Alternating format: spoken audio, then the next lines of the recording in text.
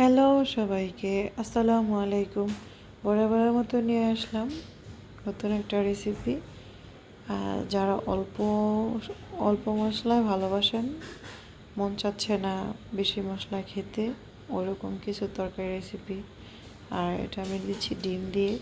প্রথমে আমি একটা প্যানে অল্প পরিমাণ তেল নিয়ে তাতে দিচ্ছি 4 চামচে 1 চামচ চিনি, 1 চামচ লবণ দিচ্ছি, পরিমাণ মতো হলুদ দিয়ে আমি 5টা ডিম ভালো করে ভেজে নিচ্ছি উল্টে পাল্টে। আর আমার আঁচটা থাকবে চুলা বরাবর ঠিক মিডিয়াম টু লো হিটে। আর আমি যেহেতু ফার্স্টে লবণ আর হলুদ দিয়ে নিয়েছিলাম, সে কারণে কিন্তু আমার ডিমগুলো ফুটফুট করে ফুটে নাই। প্লাস আমি সামনে থেকে ক্যামেরা ধরেই ভাজতে পেরেছি। অনেকেই আছে ডিমে আঁচড় কাটে কী করে না করে, ওটা করতে হবে না। আর যেই তেলে আমি ডিম ভেজেছি ঠিক সেই তেলে পেঁয়াজ কুচিগুলো দিয়ে নেড়ে নিচ্ছি।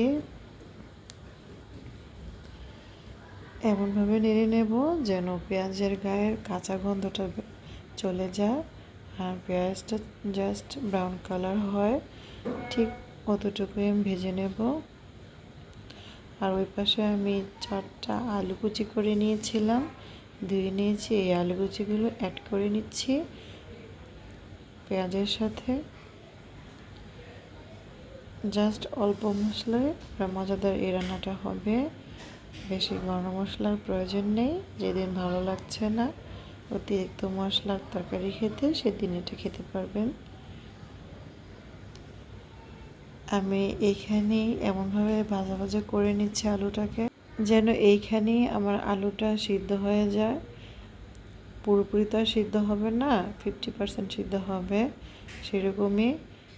আর সাথে অ্যাড করছি কাঁচামরিচ ফালিয়ে, আর স্বাদ মতো লবণ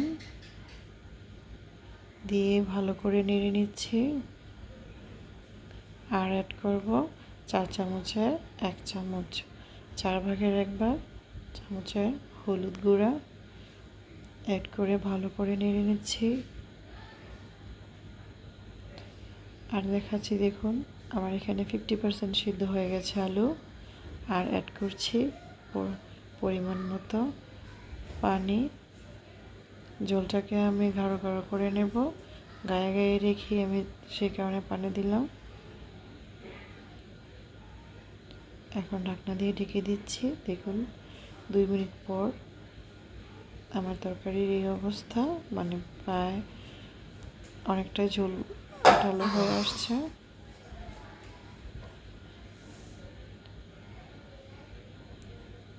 ভালো করে নেড়ে আমি একটু সামনে থেকে ক্যামেরা আলু দেখিয়ে দিচ্ছি। ভালো করে নেড়ে আমি অ্যাড করে নিচ্ছি সেই ডিম ভাজাগুলো। আর একটু নেড়ে নিলাম।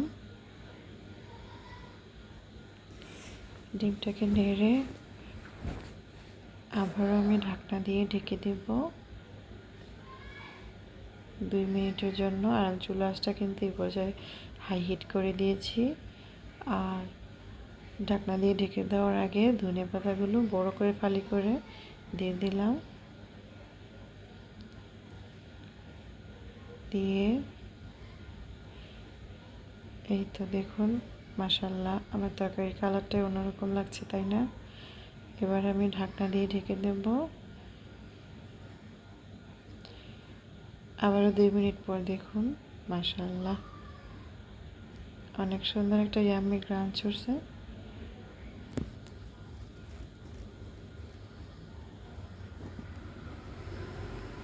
এই তো বেশিক্ষণ লাগে না, এই রেসিপিটা ট্রাই করবেন। অল্প সময়েই যখন বাচ্চা নিয়ে স্কুল থেকে আসে, দেখা যাচ্ছে হাতে খুব সময় কম, তখনই আমি ঝটপট এই রেসিপিটা রান্না করি। আজ আর নয়, ভালো থাকবেন সবাই। আসসালামু আলাইকুম।